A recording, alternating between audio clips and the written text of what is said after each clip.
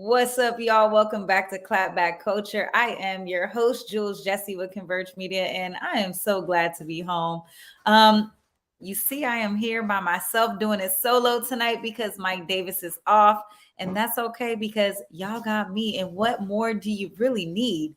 As y'all know, I was gone and on vacation last week, and I really enjoyed myself. So if you guys have not been to Cabo San Lucas, make sure to get out there, you guys. It's beautiful, it's amazing, and it's actually very cost efficient, you guys. So let me know in the comment section if you guys have actually been to Cabo. Really, honestly, one of the most beautiful places on earth. I absolutely loved it. If you guys follow me on Instagram or Facebook, make sure you guys go pull up and see some of the pictures, some of the content.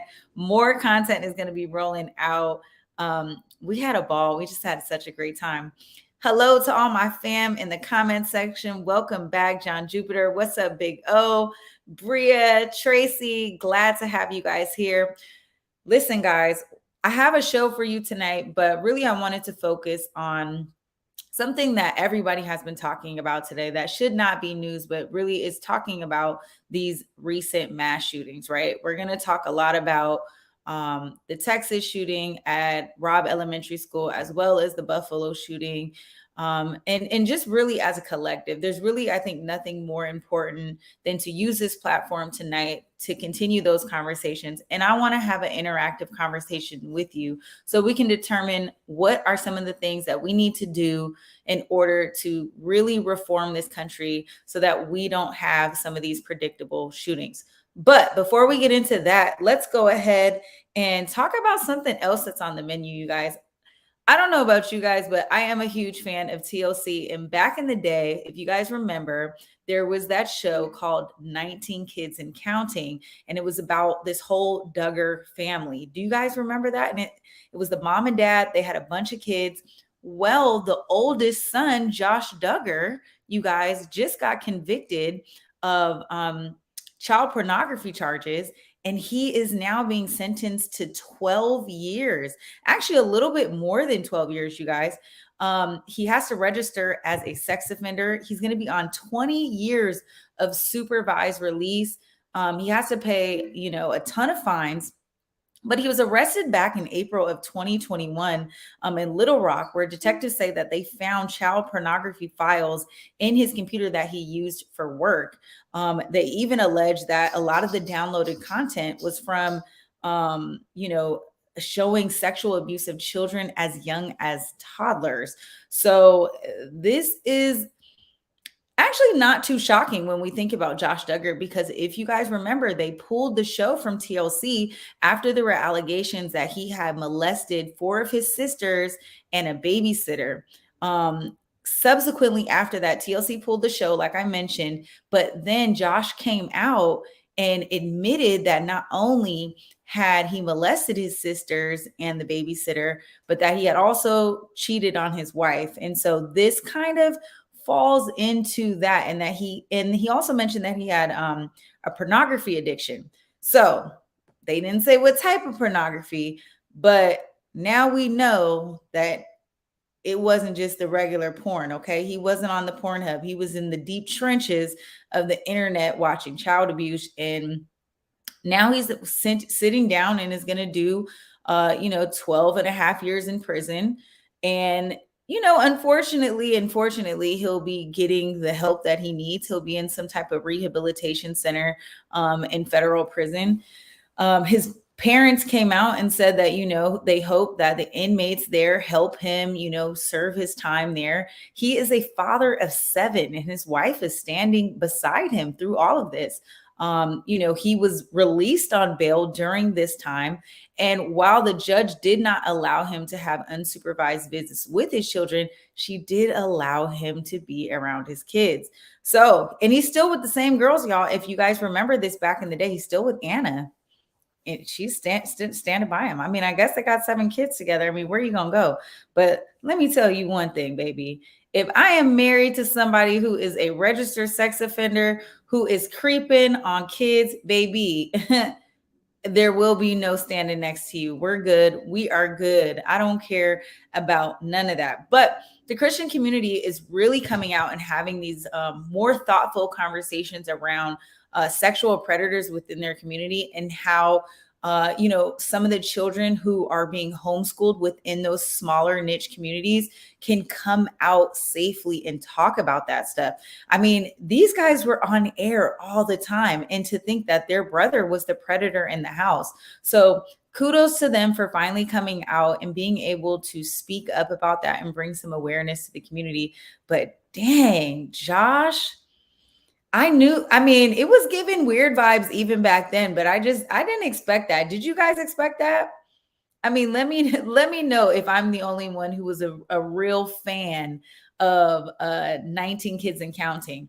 So I don't know. And to be the oldest boy, it was given just a little bit too much, if you ask me.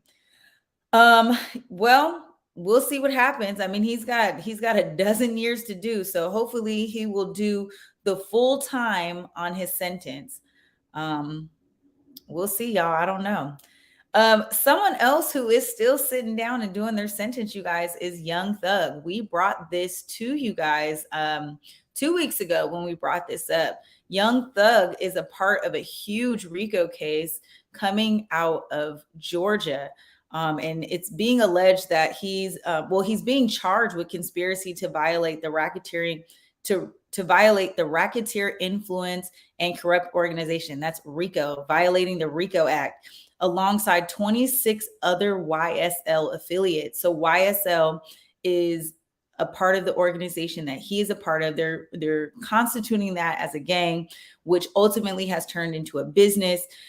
And you guys, we knew they were going to do it, but we saw it right here in court. Before we go to the clip, let me just tee you up, you guys. The prosecutors, you guys, are using his song lyrics against him and citing it as evidence in the case, literally line by line.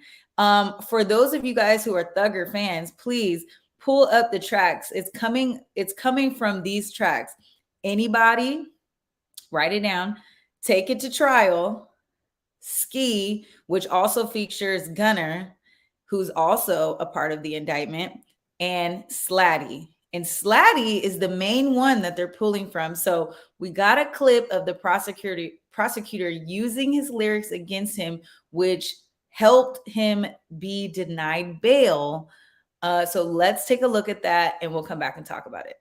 That they have 10 100-round choppers, talking about weapons, talking about messing with them, you're going to die.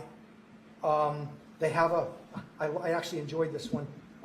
It was a video released on or about 12/18/20 where they said, just screw it, take it to trial. I believe they even have a choice word in that one for the judge. You guys, the prosecution is defending their use of these lyrics, okay? They're using it in the courtroom because they believe that Thug's words are preserving, protecting, and enhancing the reputation, power, and territory of the enterprise that is YSL. What the hell do you guys think about this? Honestly, like, please drop it in these comment section right now, because for me, I think this is extremely unconstitutional, right? How is it that you're using my artistic authority, my creative sound, my creative lyrics? I'm painting a picture about something that normally doesn't happen, right? Like, let's consider that Thugger was a playwright and he was writing about maybe personal experiences, maybe not personal experiences. Maybe he's taking into account experiences that other people have given to him. And he was a playwright and he created this play. And then all of a sudden he's roped up into this RICO case, this indictment, this 56 count indictment. How is it that we are using that kind of creative space to now work against that person? To me, it just doesn't seem fair. The lyrics, I mean, as salacious as they are, you guys, I mean, they're pretty heavily cited in the indictment, especially Slatty, using the verse when he raps, "I killed his man in front of his mama, like F lil bruh, sister and his cousin. I shoot out, kill him, not leaving a trace. Now, here's the thing, y'all. That doesn't mean that he did it. You know what I'm saying? It just means that he's rapping about something that could or could not have happened or could not have been true, right? Let's get into this comment section real fast. Okay, Harry Jefferson, you're loud and in charge this afternoon. Welcome to the show once again. Let's put up the comment right here, Cuddy. Ain't no way in hell they should be able to use lyrics to prosecute or deny bail. If this was the case, then every actor, writer, singer, rapper, or artist would be behind bars, shaking my head, get out of here. Listen, that's what I'm saying. Chip, okay, what does Chip say? Chip says poetry should not be admissible in court. Facts, yes. Music, no. 100% agree with that. So, I mean, maybe this needs to be a part of legislation, whether it needs to be national legislation or state by state. But I think we're in agreement here, you guys. I mean, and I'd like to hear somebody chime in who doesn't agree, right? Like, you know, okay. And there's another one. Cuddy tapped in. He says they have an entire police sector just to monitor rappers' lyrics to link them to crimes. It's called hip hop police. And I'm thinking hip hop is an acronym. That's absolutely crazy. So there's a few things with that, right, Cuddy? And I'm glad you brought that up because when we talk about drill rap, which we talked about on the show once before, there's a lot of beefs going on in drill rap, right? And so it's a lot of cliques sending out messages to go out to another gang, and police are using it to track and monitor the violence that's going on into the community.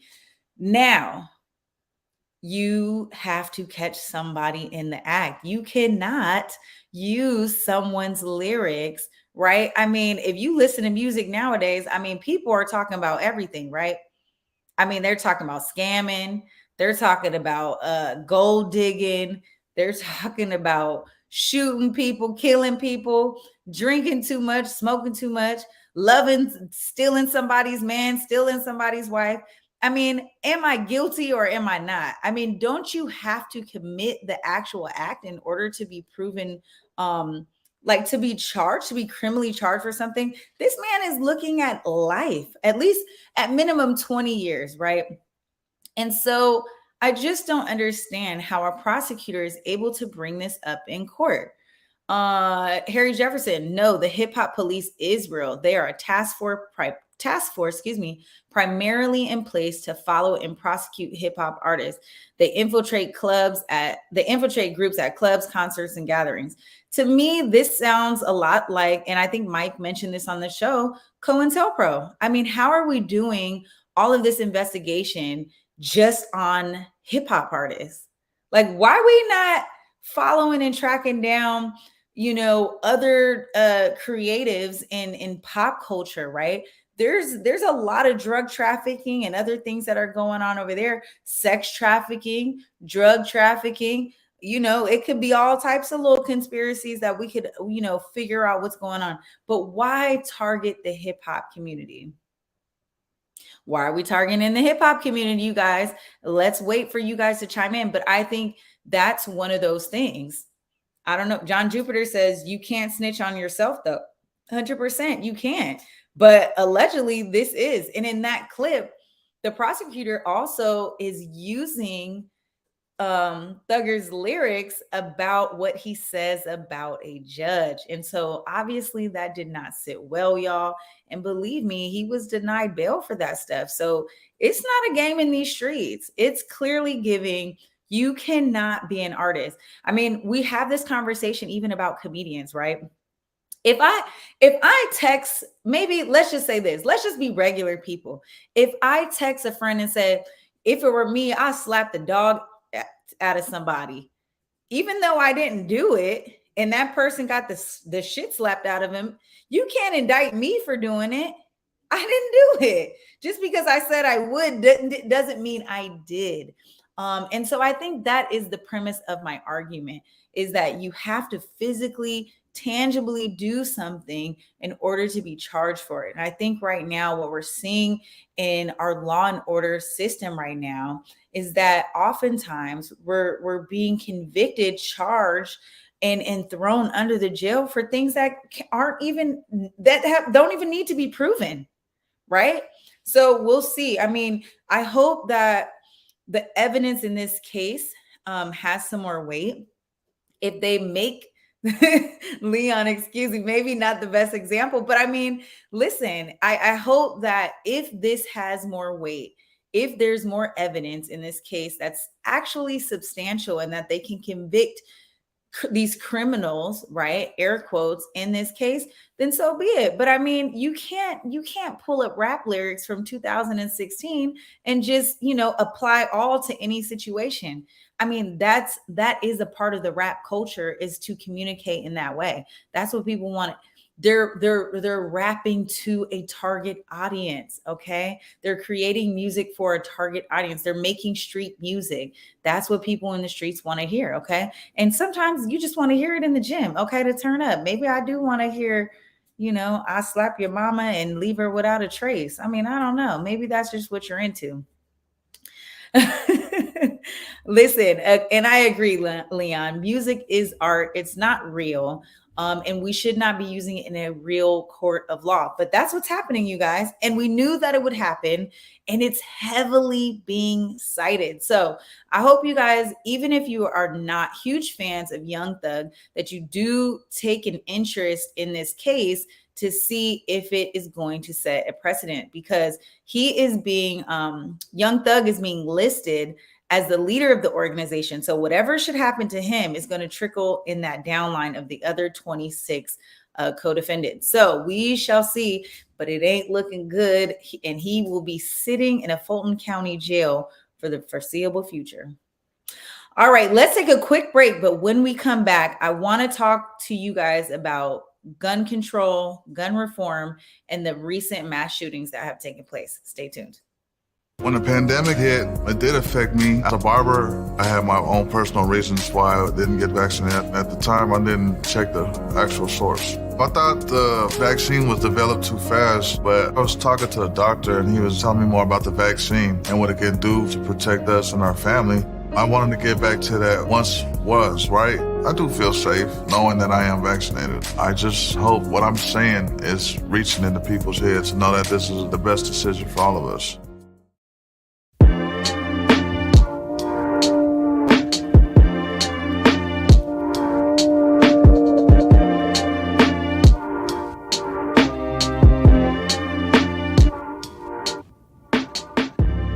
Converge Media produces culturally relevant content for Black and urban audiences.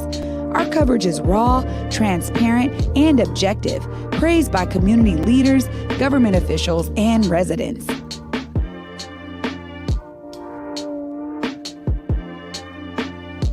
Support Converge Media today via Venmo, Cash App, or PayPal at Converge Media.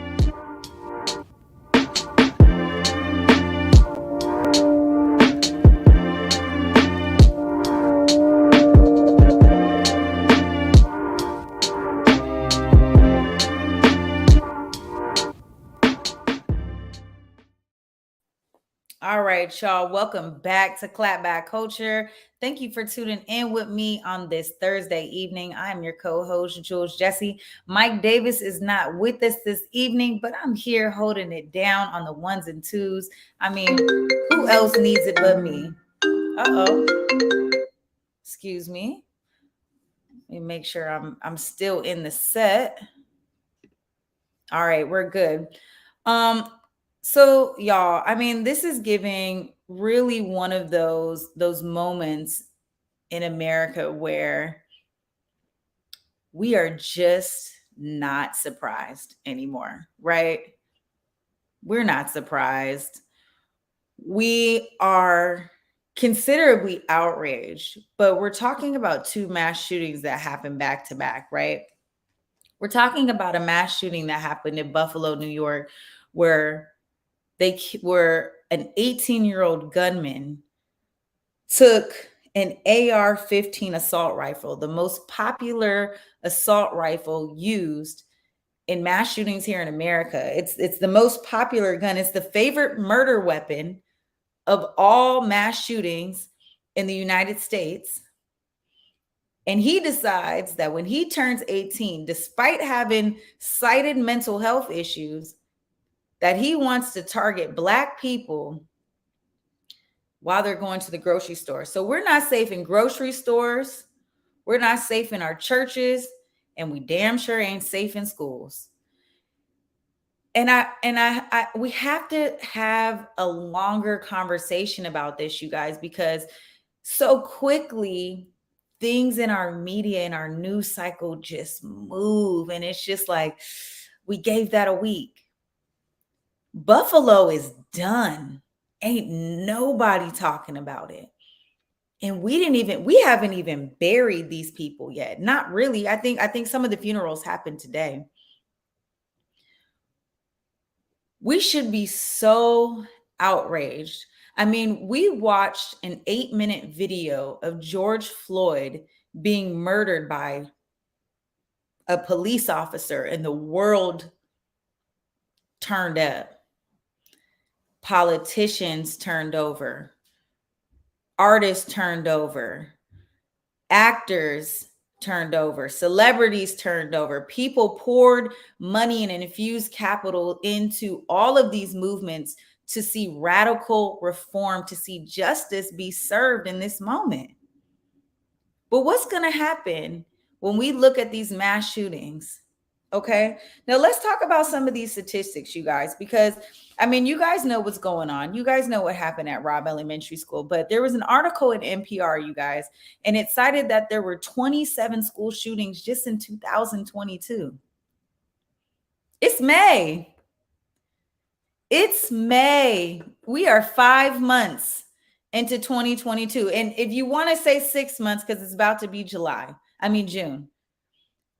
27 school shootings in 2022. We've had 212 mass shootings in general. We gotta have a better conversation about what's happening. Why are we not outraged the same way?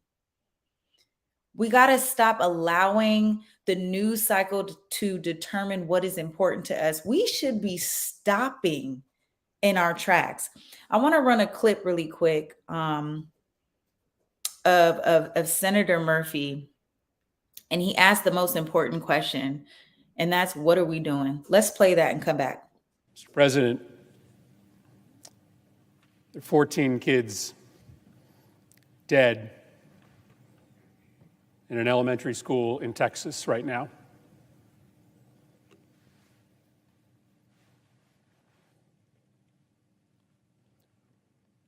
What are we doing?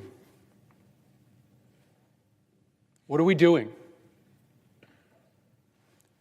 Just days after a shooter walked into a grocery store to gun down African American patrons, we have another Sandy Hook on our hands. What are we doing? There have been more mass shootings than days in the year. Our kids are living in fear every single time they set foot in a classroom because they think they're going to be next. What are we doing? Why do you spend all this time running for the United States Senate? Why do you go through all the hassle of getting this job, of putting yourself in a position of authority, if your answer is that as this slaughter increases, as our kids run for their lives, we do nothing? What are we doing? Why are you here? If not to solve a problem as existential as this. And now the question has to sit on the people, because we have elected people, the president, our senators, our governors. We are in the midterm election right now, and Governor Abbott's seat is up for grabs. In the state of Texas and the Republicans in Texas, you guys, I mean, God forbid they continue to sit around and do their song and dance, because their solution to the problem clearly doesn't work. I mean, Governor Abbott told you that him and Senator Cruz's solution was that they need to have more school resource officers with guns. Guess what? There were 2 school police officers at Robb Elementary School that made contact, as per the words of Governor Abbott, that made contact with the 18-year-old shooter. It didn't stop him. He made it to the back of the school. They also tell you that we need to tackle this mental health crisis. Well, guess what? The Buffalo shooter was 18 years old, and it was highlighted that he did have mental health issues, but that it didn't make it to an illegal level, so there were no red flags. That's not the solution. We keep having this conversation about AR-15s, you guys. It's the number one favorited, most popular murder weapon for murderers who want to commit mass shootings. It's the number one thing. Both of these shooters were 18 years old, and you know what they wanted for their birthday? An AR-15 assault rifle. And you know what else they wanted? High capacity magazine clips. And so in the state of Texas and in many states like Texas, they want to protect the rights of 18-year-old and older to be able to go out and get AR-15 assault rifles, not just to go and and shoot deer, but so that they can commit mass shootings. They want to make sure that that is legal, that is their legal freaking right to go do it. Now, that's not just going to solve the issue if we just say, okay, we're just going to pull all the AR-15s, but we need to come up with a collective, solid issue. Where is the outrage and what are we doing? Republicans want to continue, and unfortunately, this is a political issue, right? Because this is how things are happening. These are how things are happening, right? And a part of the political issue is that we need to ban high capacity magazines. At Robb Elementary School, the gunman went in there with 210 bullets. He has 7 high capacity magazines. 7. He had 210 bullets to go to somebody's head. What are we doing? What are we doing at home? What are we doing when we're having our conversation with our kids? This is a child that had to go and live with his grandmother because him and his mother couldn't get along. He killed his grandmother. I mean, if we're not outraged at the fact that the boy killed his grandmother, let alone the fact that he killed 19 kids and 2 teachers, he killed his grandmother. I mean, at what point are we outraged enough to say, you know what?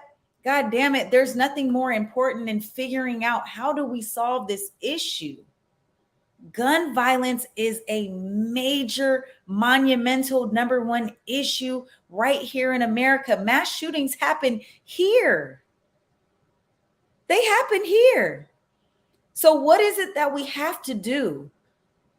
Because I remember in 2020 when it was the perfect storm and everyone wanted to fall out of their seat because they saw a black man be killed by the police, and it finally said, you know what? God damn it, I'm tired of it. But you know what I'm tired of? I'm tired of seeing headlines where 58 people were killed and 850 were injured. That's the Las Vegas shooting of the Route 91 festival in 2017. At Pulse nightclub in 2016, 49 people were killed and 50 were injured. At Virginia Tech, back in 2007, 32 people were killed and 23 were injured. At school, and a gunman just took off on campus. Sandy Hook, everyone keeps wanting to talk about Sandy Hook. That's 27 people that were dead, and 90% of them were ages 6 to 7 years old. Where is the outrage? First Baptist Church in Texas, another mass shooting in Texas. 26 people dead and 22 injured. Not to mention, we just had Walmart. We were just scared to go to Walmart. 23 people were dead in Walmart and 23 injured in El Paso, Texas, where a gunman targeted immigrants because of the politicalization that we see on TV. What are we doing? I got a clip from Coach Kerr that I want to play for you guys. I really like that he used his platform to discuss this. I believe, if I'm not mistaken, he is the coach of the Golden State Warriors. And I love this clip because for somebody in his position, I feel like he finally decided to use his platform to say, I'm good about talking about the team. Let's talk about this. Let's play this and we'll come back. I'm not going to talk about basketball. Nothing's happened with our team in the last 6 hours. We're going to start the same way tonight. Any basketball questions don't matter. Since we left shoot around, 14 children were killed 400 miles from here. And a teacher. And in the last 10 days, we had elderly black people killed in a supermarket in Buffalo. We've had Asian churchgoers killed in Southern California. Now we have children murdered at school. When are we going to do something? I'm tired. I'm so tired of getting up here and offering condolences to the devastated families that are out there. I'm so tired of I'm tired of the moments of silence. Enough. There's 50 senators right now who refuse to vote on H.R. 8, which is a background check rule that the House passed a couple of years ago. It's been sitting there for 2 years. And there's a reason they won't vote on it, to hold on to power. So I ask you, Mitch McConnell, I ask all of you senators who refuse to do anything about the violence and school shootings and supermarket shootings, I ask you, are you going to put your own desire for power ahead of the lives of our children and our elderly and our churchgoers? Because that's what it looks like. Thank you, Coach Kerr, for saying it plainly. I mean, there's legislation that's been sitting for years. We don't have 60 votes, y'all. We don't have the 60 that we need. There's been some news headlines talking about bulletproof backpacks. And it's not to say that these bulletproof backpacks would have saved anybody in the recent shootings. But the mere fact that we're talking about sending our children to school with a bulletproof backpack means we need to have a larger conversation about something. Let's show the overlay really quick. Sales of bulletproof backpacks spiked almost 300% following the school shooting in Texas this week, and in El Paso and in Dayton, Ohio. Yet none of the backpacks currently on the market would have stopped a single rifle round coming from those gunmen. The bulletproof backpacks themselves have an insert where students where students can basically like protect themselves. So there's a mechanism that can hold off a round. I don't know, y'all. I mean, is that what we come to as far as solutions go? You know, I think Leon's comment about, the perfect storm, about everyone just kind of being fed up about being locked down and needing to blow off the steam was the perfect storm when George Floyd happened. And yet we still don't have any legislation that passed for that shit. And there's not enough outrage. And what happens is when the people stop pushing and the machine never breaks down. Who brought up the machine? Arlo says, we have to stand up to the war machine. The same companies selling weapons to militaries around the world are among the ones pushing machine guns into our streets. And not even just machine guns, handguns. How about ghost guns? Because while we're also having a conversation about mass shootings, we also need to have a conversation about what the hell is happening on the block. There was a homicide on my street yet again this afternoon. We should not have to be in fear of going to the grocery store, of going to school, of going to church, of taking a jog to the gym, of whether or not I can hang out outside. We need to have these conversations at home with one another. How are we raising our kids? Why are we not holding each other accountable? 18 years old is a baby. We need to be stepping in. Where's our mentors? Y'all need to check in. I know I'm checking in. Check their phones, follow them on social media. All of this stuff been posted on social media. The boy done told you where I shot my grandmother. I'm on my way to go shoot up the school. We need to tap in. We need to tap in. The school shooting that recently happened where they were charging the parents, tap in. Nobody's checking his book bag. The boy's talking about killing himself. We're not connected. Harry Jefferson says we are now in fear of collectively in our own community without strong leadership in this country. We don't even know our neighbors. We don't even know our neighbors. It used to be a time where we would go and hang out at the neighbor's house where the neighbor could have some say-so about what you were and were not doing. You can't even check anybody's kids anymore. The authority amongst kids is gone.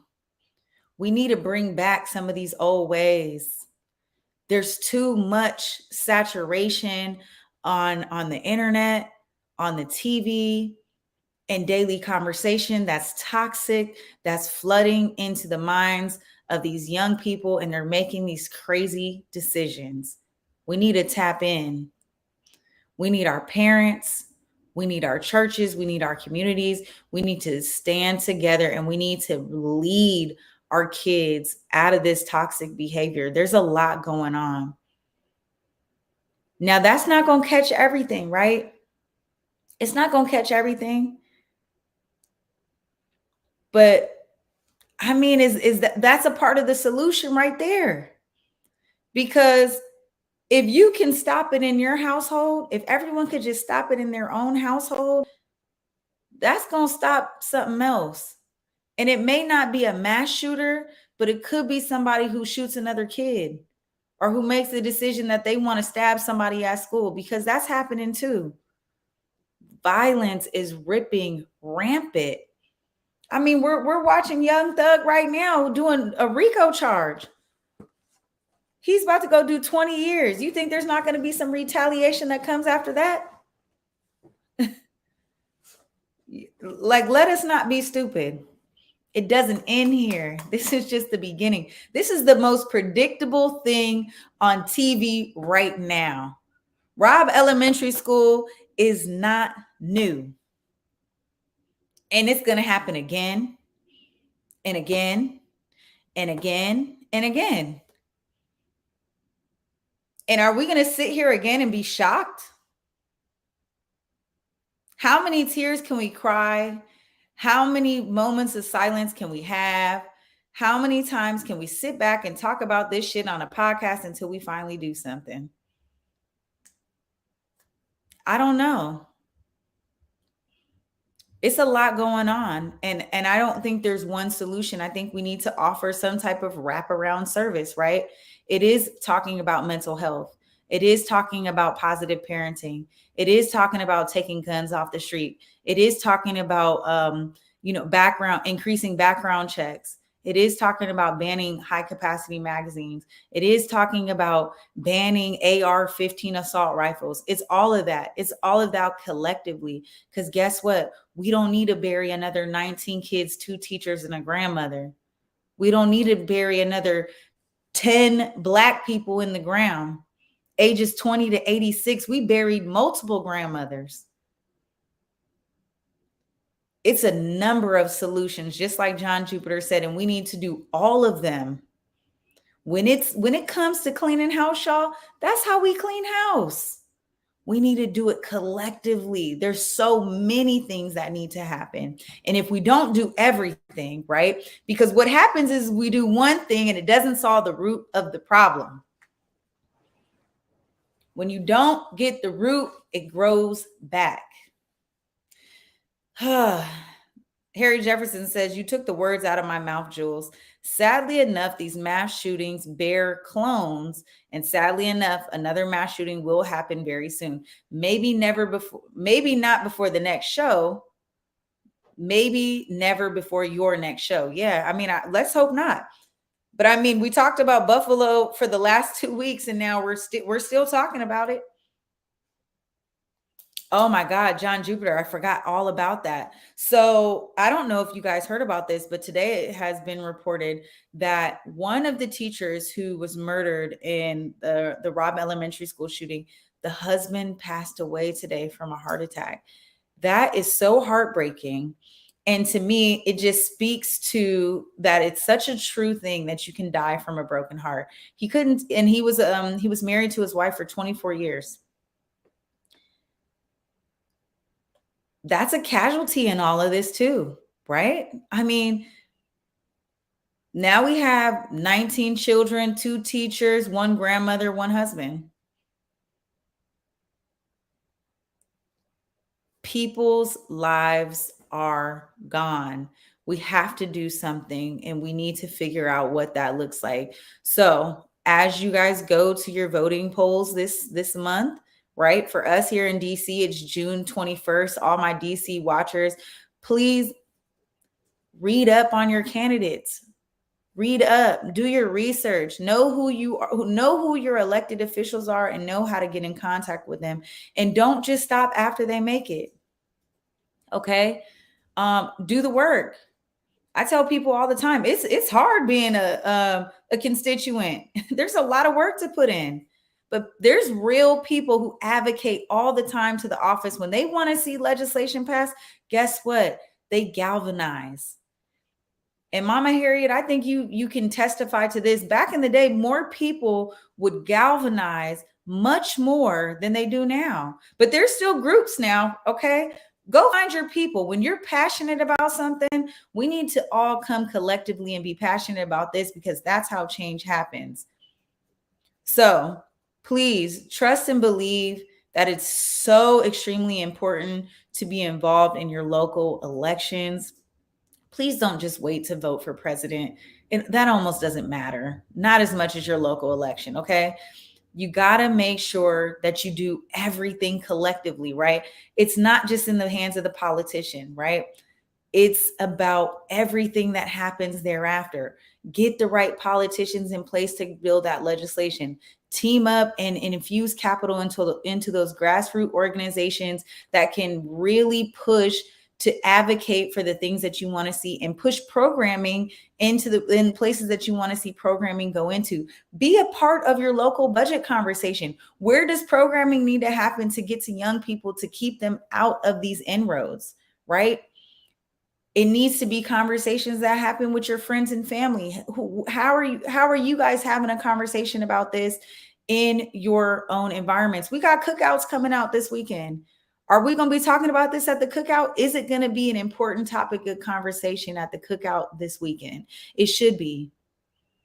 It should be. And we should be having conversations with our kids, especially our teenagers who are super vulnerable to a lot of these attacks, who are really going through a lot of this. We need to be having conversations with them. Guess what? Stop that bullying shit in school. Let's have a conversation about that too. So there's a lot of things that need to happen, and it's not just one solution. Find out what it is that you can do to impact, to save a life, you guys. That's all I'm going to say. So that's our show tonight. I love that you guys tuned in with me. I think I'll just go through and read a few more comments before we end our show. So if there's any final words that you guys want to get on the record, drop those in right now, you guys. But I'm going to get off the soapbox. I said all that I needed to say, and I'm going to leave you with those marching orders, in that take the time to do what you feel that you can do to invest into this situation so that we don't have more mass shootings. All right, y'all. Well, I'm your host, Jules Jessie of Converge Media. When I am not here on this show, you can find me on Instagram and Twitter at Treasure of JULES. You know what it is. And until next week, make sure you guys, pull up, follow me, hang out. Let me know what you guys want to talk about for next week. God forbid it's another mass shooting, but if there is, we'll be here to talk about it. All right, y'all. See you next week. Have a great Memorial Day weekend. And until then, peace.